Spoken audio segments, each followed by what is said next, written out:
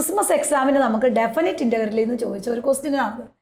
Integral -π/2 to π/2 sine raise to 5x. നമുക്കറിയാം ഏതൊരു ക്വസ്റ്റ്യനകത്തും upper ലിമിറ്റും ലോവർ ലിമിറ്റും ഒരുപോലെ വന്നാൽ നമുക്ക് കൊടുക്കേണ്ട പ്രോപ്പർട്ടി ഏതാ? Then that is equal to -a to a f of x dx എന്ന് പറയുന്നത് അല്ലേ? അപ്പർ ലിമിറ്റും ലോവർ ലിമിറ്റും ഒരുപോലെ വന്നാൽ -a to a f of x dx. Then answer is 0 if എന്താ പഠിച്ചേക്കണേ? f of -x എന്ന് പറഞ്ഞാൽ -fx ആണെങ്കിൽ എപ്പോഴും എന്തായിരിക്കും? ഇതിൻ്റെ ആൻസർ എന്ന് പറഞ്ഞാൽ 0 ആണ്. ആ ഒരു പ്രോപ്പർട്ടി വെച്ച് നമുക്ക് എപ്പോഴും എക്സാമിന് ക്വസ്റ്റ്യൻ ഉള്ളതാണ്. അത് ഏത് പ്രോബ്ലം വന്നാലും നമ്മൾ ജനറൽ ആയിട്ട് പഠിച്ചാൽ മതി. അപ്പോൾ നമ്മുടെ ക്വസ്റ്റ്യൻ എന്താണ്? f of x എന്ന് എടുത്ത് എഴുതി. ഇൻ്റഗ്രൽ പോലും ഇല്ല അവിടെ. അപ്പോൾ f of x നമ്മൾ എടുത്തെഴുതി. ഇനി എക്സിന് പകരം എന്ത് കൊടുക്കണം? -x. അപ്പോൾ f of -x എന്ന് പറഞ്ഞാൽ എന്താണ്? That is equal to sine raise to 5. ഈ എക്സിൻ്റെ സ്ഥാനത്ത് -x കൊടുക്കുക. അപ്പോൾ നമുക്കറിയാം ഏത് നമ്പറിനകത്തും ഇവിടെ ഓഡ് ഫംഗ്ഷൻ ആയിരിക്കും. കാരണം സൈൻ -x എന്ന് പറഞ്ഞാൽ -sin x ആണ്. -sin x ആണ്. ദ ഓൾ റേസ് ടു 5 വരും. അപ്പോൾ നമ്മൾ മൈനസ് ഓഡ് നമ്പർ ആയതുകൊണ്ട് മൈനസ് പുറത്തേക്ക് എടുക്കണം. അപ്പോൾ സൈൻ റേസ് ടു 5x വരും. ഇതൊന്നും നിങ്ങൾ എഴുതിയില്ലെങ്കിലും കുഴപ്പമില്ല. f of x എഴുതുക. എക്സിന് നമ്മൾ -x കൊടുക്കുക. വെറുതെ ഈ മൈനസ് പുറത്തെടുത്തിട്ട് ഈ ക്വസ്റ്റ്യൻ അങ്ങ് കൊടുത്താലും മതി. കാരണം നമുക്കറിയാം സ്റ്റെപ്പ് അവിടെ ഇല്ല. ഒരു സ്റ്റെപ്പ് അവിടെ ഇല്ലെങ്കിൽ നമുക്ക് വേണമെങ്കിൽ അതിനെ ഒഴിവാക്കാം. കാരണം സൈൻ -x എന്ന് പറഞ്ഞാൽ -sin x ആണ്. ഈ -sin x-ൻ്റെ പവറായിട്ട് ഓഡ് നമ്പറാണ് വരുന്നത്. അപ്പോൾ അത് ഓൾറെഡി എന്തായിരിക്കും? നെഗറ്റീവ് ആയിരിക്കും. ഏതൊരു നെഗറ്റീവ് നമ്പറിൻ്റെയും പവർ ഓടാണെങ്കിൽ ആൻസർ ഈസ് നെഗറ്റീവാണ് വരുള്ളൂ അല്ലേ? അപ്പോൾ നെഗറ്റീവ് നമ്പറേ വരുള്ളൂ. അപ്പോൾ ഈ -sin x-ൻ്റെ പവർ എന്താ? ഓടല്ലേ? അപ്പോൾ നമ്മുടെ answer is -sin raise to 5x വരും. അപ്പോൾ that is equal to -fx ആണ്. അപ്പോൾ ആൻസർ f of -x എന്താണ്? -fx ആണ്. That is equal to f of x is odd function ആണ്. ഓഡ് ഫംഗ്ഷൻ ആയി കഴിഞ്ഞാൽ നമ്മുടെ ആൻസർ ഈസ് ഈക്വൽ ടു എന്ത് കൊടുത്താൽ മതി? Answer is 0. വളരെ സിമ്പിളാണ്. ഇതുപോലത്തെ ഇഷ്ടംമാതിരി ക്വസ്റ്റ്യൻ നമ്മൾ L1-ലും L2-ലും ഒക്കെ ചെയ്തിട്ടുണ്ട്. ഫോർ എക്സാമ്പിൾ നമ്മൾ കൊടുക്കാം -π/2 ടു π/2 ആണ് എക്സാമ്പിൾ. ഇതുപോലെ ഏത് വേണമെങ്കിലും ചോദിക്കാം. s³ tan raised to 4x dx. ഇവിടെയും വെറുതെ നമ്മൾ കൊടുത്താൽ മതി. f of x-ന് ഇത് കൊടുക്കുക. എന്നിട്ട് എന്താണ്? എക്സിന് പകരം മൈനസ് കൊടുക്കുക. അപ്പോൾ വെറുതെ മൈനസ് പുറത്തേക്ക് എടുക്കുക. ക്വസ്റ്റ്യൻ എഴുതുക. ദെൻ പ്രോപ്പർട്ടി ഒന്ന് ജസ്റ്റ് എഴുതി വെക്കുക. Then i is equal to എന്ത് വരും? 0 എഴുതുക. ഈ ഒരു മോഡൽ എല്ലാ ക്വസ്റ്റ്യനകത്തും ആൻസർ എപ്പോഴും എന്തായിരിക്കും? അപ്പർ ലിമിറ്റും ലോവർ ലിമിറ്റും ഒരുപോലെ വന്നു കഴിഞ്ഞാൽ അത് ഓഡ് ഫംഗ്ഷൻ ആണെങ്കിൽ ആൻസർ എല്ലായ്പ്പോഴും 0 ആയിരിക്കും. ഈ ഒരു റൂള് നമ്മൾ ശരിക്കും പഠിച്ചാൽ അതേ മോഡൽ ക്വസ്റ്റ്യൻ ഏത് വേണമെങ്കിലും നമുക്ക് ചെയ്യാൻ പറ്റും. ഇൻ്റഗ്രേഷനകത്ത് ഡെഫിനിറ്റ് ഇൻ്റഗ്രൽ എന്ന് പറയുന്ന ടോപ്പിക്കിൽ നിന്ന് വരുന്ന ഒരു ക്വസ്റ്റ്യൻ ആണ് -1 to 2 mod s³ - x dx. ഇതിന് നമ്മൾ ഇഷ്ടമാതിരി പ്രോബ്ലം ചെയ്തിട്ടുണ്ട്. 0 to 2 mod x - 2. അതിൻ്റെ എല്ലാം ഒരു ചെറിയ ഒരു ഡിഫിക്കൽട്ട് ആയിട്ടൊരു പ്രോബ്ലം അത്രയേ ഉള്ളൂ. മോഡുലസ് ഫംഗ്ഷൻ്റെ പ്രത്യേകത എന്താണെന്നാണ് നമ്മൾ പഠിച്ചേക്കണേ? മോഡുലസിനകത്ത് ഏത് ക്വസ്റ്റ്യൻ കിട്ടിക്കഴിഞ്ഞാലും ആദ്യം ഫസ്റ്റ് അത് ഈക്വൽ ടു 0 കൊടുക്കുക. അതായത് മോഡുലസിനകത്ത് ചെറിയ പ്രോബ്ലം ആയിക്കോട്ടെ വലിയ പ്രോബ്ലം ആയിക്കോട്ടെ ഏത് ഫംഗ്ഷൻ ആയിക്കോട്ടെ ഇങ്ങനെ ഒരു ക്വസ്റ്റ്യൻ കിട്ടിക്കഴിഞ്ഞാൽ ആദ്യം ആ മോഡുലസിനകത്തുള്ളത് 0 കൊടുക്കണം. അപ്പോൾ ഇവിടെ ഏത് 0 കൊടുക്കണം മക്കളെ? s³ - x = 0 കൊടുക്കണം. അതിനകത്ത് നമ്മൾ എക്സിൻ്റെ വാല്യൂ കണ്ടുപിടിക്കണം. അപ്പോൾ ഇവിടെ എന്ത് വരും? ഇതിനകത്തൊരു എക്സ് കോമൺ എടുക്കാമല്ലോ നമുക്ക്. അപ്പോൾ ഇവിടെ ഒരു s² വരും. ഇതൊരു -1 വരും. = 0 വരും. അപ്പോൾ നമുക്ക് x0 കൊടുക്കുമ്പോൾ ഒരു വാല്യൂ ഇത് 0 കൊടുക്കാം. പിന്നെ ഇതും 0 വരും. അപ്പോൾ x0 കൊടുക്കുമ്പോൾ എക്സിൻ്റെ ഒരു വാല്യൂ 0 കിട്ടും. ഇനി അടുത്തത് ഏത് 0 കൊടുക്കണം? നമുക്കറിയാം a × b = 0 വന്നു കഴിഞ്ഞാൽ എയും 0 കൊടുക്കാം, ബിയും നമുക്ക് 0 കൊടുക്കാം അല്ലേ? അപ്പോൾ ആദ്യത്തെ എക്സ് നമ്മൾ 0 കൊടുത്ത് എക്സിൻ്റെ വാല്യൂ 0 ഒരു വാല്യൂ നമുക്ക് കിട്ടി. രണ്ടാമത് നമ്മൾ എന്ത് ചെയ്യണം? ഈ s² - 1 = 0 കൊടുക്കണം. s² - 1 0 ആണെങ്കിൽ x² = 1 വരും. ഈ -1നെ നേരെ ഇപ്പുറത്തേക്ക് മാറ്റി നമ്മൾ. അപ്പോൾ നമ്മൾ s² = 1 കിട്ടി. ഇനി എക്സ് എന്ത് വരും? അവിടെ +or-1 വരും. അപ്പോൾ ഇവിടെ നമുക്ക് എക്സിന് ഏതൊക്കെ വാല്യൂ ആയി? എക്സിന് ഒരു വാല്യൂ -1 ആയി, 1 ആയി. അപ്പോൾ നിലവിൽ നമുക്ക് എത്ര വാല്യൂ എക്സിനായി? ഒരു വാല്യൂ 0 ആയി. അപ്പോൾ എക്സിൻ്റെ വാല്യൂസ് എന്ന് പറഞ്ഞാൽ ഒരെണ്ണം 0, അപ്പോൾ അടുത്തത് -1, അടുത്തത് 1 വരും. 3 വാല്യൂസ് നമുക്ക് കിട്ടിക്കഴിഞ്ഞു. ഇനി നമ്മൾ ഇതിനെ ഇൻ്റർവെൽ ഒന്ന് ഫോം ചെയ്യണം. ഏതൊക്കെയായിരിക്കും അതിനകത്ത് ഇൻ്റർവെൽ തന്നെ? ഇതിനകത്ത് ഏറ്റവും ചെറുത് ഏതാ? -1 അല്ലേ? അപ്പോൾ ഏറ്റവും ചെറുത് വരുന്ന -1 less than or equal to x less than or equal to 0 ഒരു ഇൻ്റർവെൽ വരും. പിന്നെ നമുക്ക് വലുത് തന്നെ 0 മുതൽ less than or equal to x less than or equal to 1 ഒരു ഇൻ്റർവെൽ വരും. പക്ഷേ നമ്മുടെ ക്വസ്റ്റ്യനിൽ ഇവിടെ ഇൻ്റർവെൽ ഏതാണെന്ന് അങ്ങനെ 2 അല്ലേ?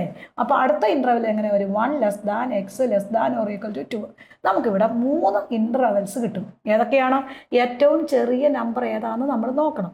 അത് -1. അപ്പോൾ ആ -1 മുതൽ 0 വരെയുള്ള ഒരു ഫംഗ്ഷൻ, പിന്നെ 0 മുതൽ 1 വരെയുള്ള സെക്കൻഡ് ഫംഗ്ഷൻ, പിന്നെ ഏതാണ്? 1ൽ നിന്ന് ലാസ്റ്റ് തീരണ ഏതാണ്? 2. 1 മുതൽ 2 വരെയുള്ള തേർഡ് ഫംഗ്ഷൻ.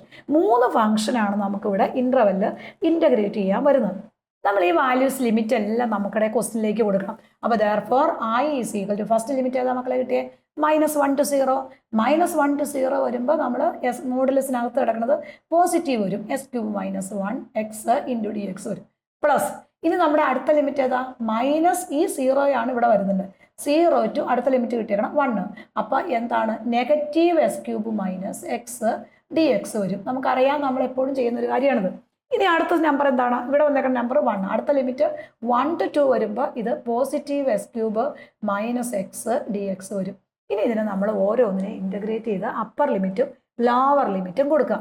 അപ്പോൾ ഇവിടെ വാല്യൂ വരുമ്പോൾ അവിടെ ഈ ഒരു സ്റ്റെപ്പിനകത്ത് നമുക്ക് ഈ മൈനസിന് വേണമെങ്കിൽ നമുക്ക് അകത്തേക്ക് മൾട്ടിപ്ലൈ ചെയ്തിട്ട് ഇൻ്റഗ്രേറ്റ് ചെയ്യാം, അല്ലെങ്കിൽ അത് അവിടെ തന്നെ നെഗറ്റീവ് വേണമെങ്കിൽ പുറത്ത് കൊടുക്കാം. അതൊക്കെ നിങ്ങളുടെ ഇഷ്ടം പോലെ ചെയ്യാം.